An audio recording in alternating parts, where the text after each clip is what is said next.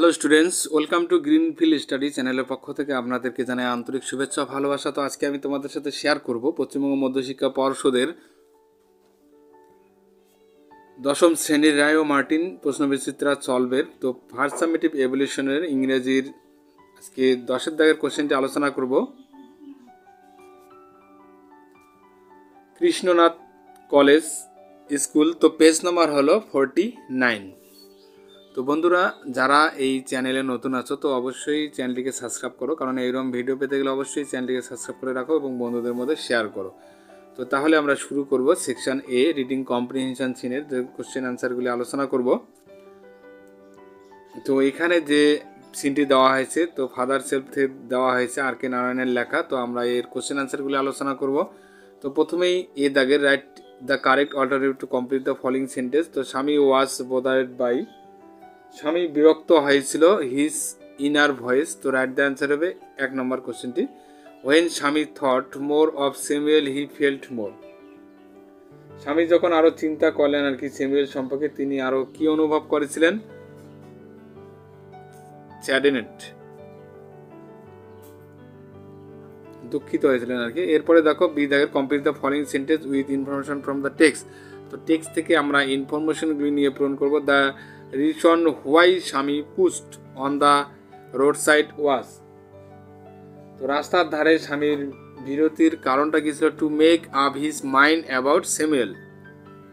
Other teacher were not as, মানে অন্যান্য শিক্ষক ছিলেন না কীরকম ফ্রেন্ডলি অ্যাজ স্যামুয়েল। তো এরপরে আমরা আলোচনা করব এখানে number C, why was Swaminathan filled with sorrow. Swaminathan কেন দুঃখে ভরে গেল? তো সির অ্যান্সারটি আমরা এখান থেকে লিখব। To recall Samuel dark face, his thin mouth tache, unshaven cheek and yellow coat filled Swaminathan with sorrow. তো এগুলি ভেবে ভেবে সে দুঃখিত হয়েছিল আর কি। এরপরে আমরা আলোচনা করব 2 দাগের এখানে একটি পয়েম দেওয়া আছে। তো পয়েমটির কোশ্চেন আনসারগুলি আলোচনা করব। তো ফেবেল কবিতা থেকে নেওয়া হয়েছে এটি, রাল্ফ ওয়ালডো ইমারসনের লেখা। তো এ দাগের tick the correct alternative to complete the following sentence. And the farmer called the letter little pig. Here farmer refers to the, তো এবং প্রাক্তনটি পরেরটিকে লিটল পিগ বলে। এখানে প্রাক্তন বলতে কাকে বোঝানো হয়েছে আর কি? এখানে মাউন্টেনকে। You are doubtless very big, নিঃসন্দেহে তুমি অনেক বড়। দ্য রিফ্লেক্স দ্য স্কোয়ারেল, এটি কাঠবিড়ালির প্রতিফলন কি করে আর কি? তো এখানে সঠিক উত্তরটি হবে 3, হামব্লিনেস, নম্রতা। এরপরে আলোচনা করব বি দাগের answer the following question. What is a fable? তো ফেবেল কি বা একটি উপকথা আর কি কি? তো এটা আমরা এখন আলোচনা করব।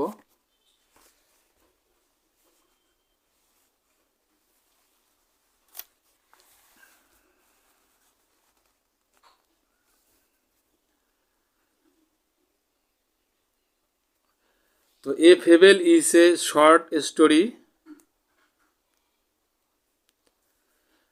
usually with animals or objects as characters that conveys a moral lesson.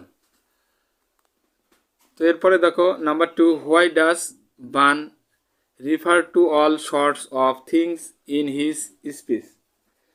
কেন বান তার বক্তৃতায় সব ধরনের জিনিস উল্লেখ করেছেন? তো Bun refers to all sorts of things to emphasis that everything big or small has a role in the world balance.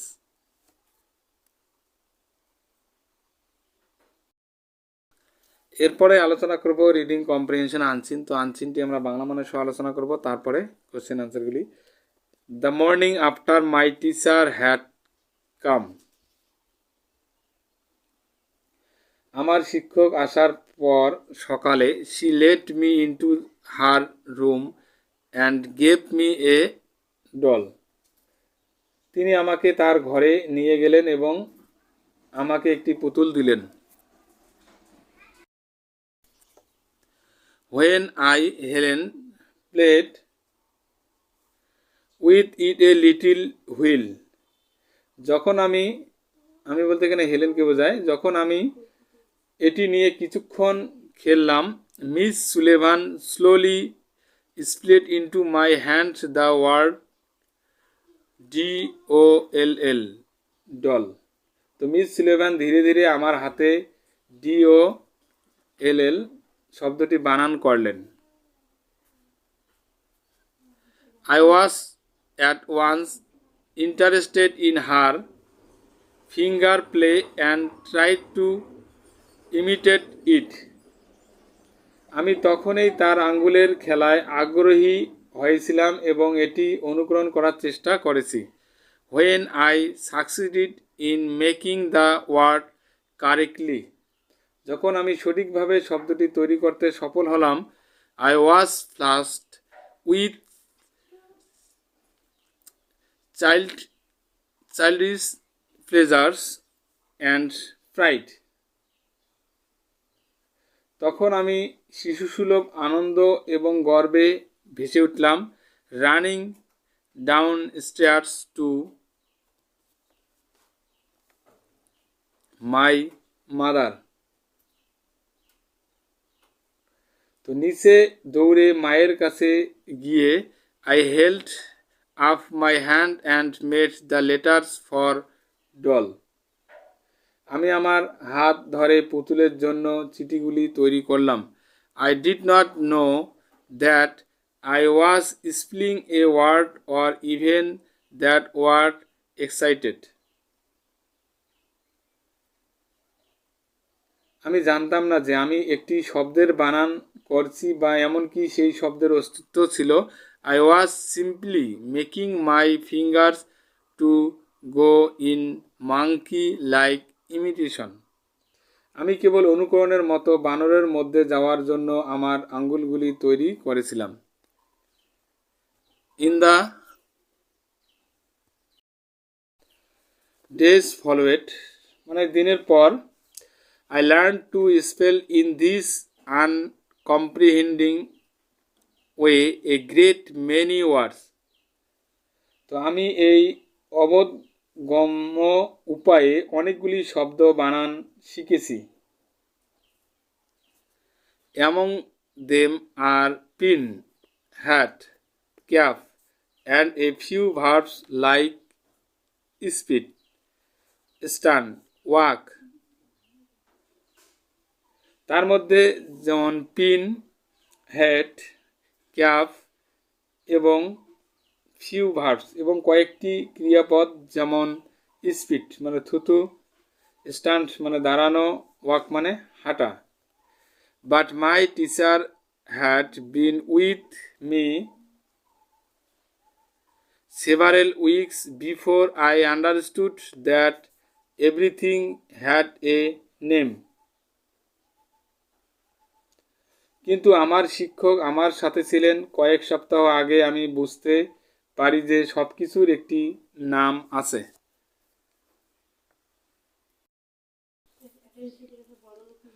এর আগে tick the right answer. The word that Helen learn first to spell was. Helen যে শব্দটি প্রথম বানান শিখেছিলেন তা হলো doll. Helen learn aptly to spell words. Helen যথাযথভাবে শব্দের বানান শিখেছিলেন with the help of her teacher. The name of Helen teacher's was. টিচারের শিক্ষকের নাম কী ছিল হেলেনের? Miss Sullivan. Helen use her fingers. Helen তার আঙ্গুল ব্যবহার করেছিলেন to go in monkey like imitation. তো এরপরে বি দাগের এখানে টিএফ বসাবো শুধু। Helen was not eager to learn what her teacher thought her. Helen তার শিক্ষক তাকে যা শিখিয়েছিলেন তা শিখতে আগ্রহী ছিলেন না, তো এটা অবশ্যই ফলস হবে। Helen was unaware that she was learning to spell words. Helen জানতেন না যে তিনি শব্দের বানান শিখেছেন, তো এটা অবশ্যই ট্রু হবে, টি লিখবো। Helen was flush with anger, তো হেলেন ক্রোধে ভেসে গিয়েছিলেন, তো এটা ফলস হবে। হেলেন লার্ন টু ভার্ব, তো হেলেন কোনো ক্রিয়া ভাব শিখিনি, এটাও ফলস কারণ শিখেছিল। এরপরে দেখো সি দাগের answer the following question, when and why did Miss Sullivan come to the house of Helen. Miss Sullivan কখন এবং কেন হেলেনের বাড়িতে এসেছিলেন, তো এখন এটি আমরা আলোচনা করব। Miss Sullivan came to Helen's house to teach her, arriving the morning before she first introduced Helen to fingers spellings. এরপরে আলোচনা করব section B, grammar and vocabulary question অ্যান্সারগুলি। তো 4-এর 1 নম্বর কোশ্চেনটি দেখো, if he is so angry why don't you tell your headmaster father said to Swami, তো change the mode of narration তৈরি করবো এটাকে। তো এটাকে আমরা এইভাবে লিখবো, দেখো স্ক্রিনে দেখো, ফাদার asked স্বামী why he did not tell his headmaster if he was so angry, এইভাবে লিখবো। এরপর নাম্বার 2 দেখো, back in Delhi I felt at sea, তো এটাকে split the sentence and rewrite, তো এটাকে এইভাবে লিখবো, স্ক্রিনের মধ্যে দেখো number 2, I was back in Delhi full stop দেবো, তারপরে আই ফেল্ট অ্যাট সি।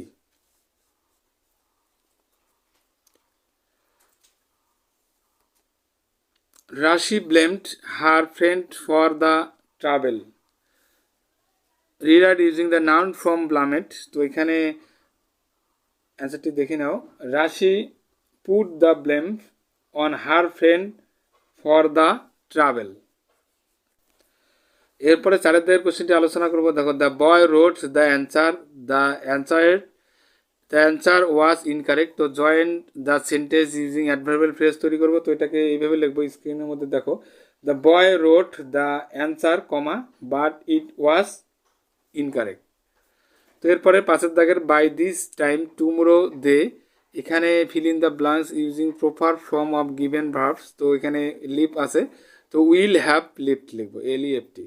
এরপরে we were hoisting the national flag, তো চেঞ্জ দ্য ভয়েস করবো এটাকে, তো এটাকে আমরা এইভাবে লিখবো, the national flag was being hoisted by, we থাকলে আজ লিখবো। এরপরে দেখো 5-এর দাগের, তো আনসিন থেকে সমর্থ ওয়ার্ড খুঁজে খুঁজে এখানে লিখবো, যেমন এক্সাইটেড আছে, এক্সাইটেড উত্তেজিত হওয়া, তো এখানে ফার্স্ট হবে মিমিক্রি, এখানে মিমিক্রি অনুকরণ আর কি, তো এখানে ইমিটেশন হবে। এরপরে দেখো সি দাগের, এখানে রাইটিং স্কিল দেওয়া আছে, তো write a letter to your friend advising him her not to use mobile phone frequently, you may use the given points, তো এখানে কিছু পয়েন্ট দেওয়া আছে, পয়েন্টের উপর ভিত্তি করে আপনার বন্ধুকে একটি চিঠি লিখতে বলা হচ্ছে যাতে অনেক ঘন ঘন আর কি মোবাইল ফোন ব্যবহার না করার পরামর্শ দেওয়ার জন্য একটি লেটার লিখবো বন্ধুকে আর কি। ওকে, তো এখন এটি আমরা আলোচনা করব।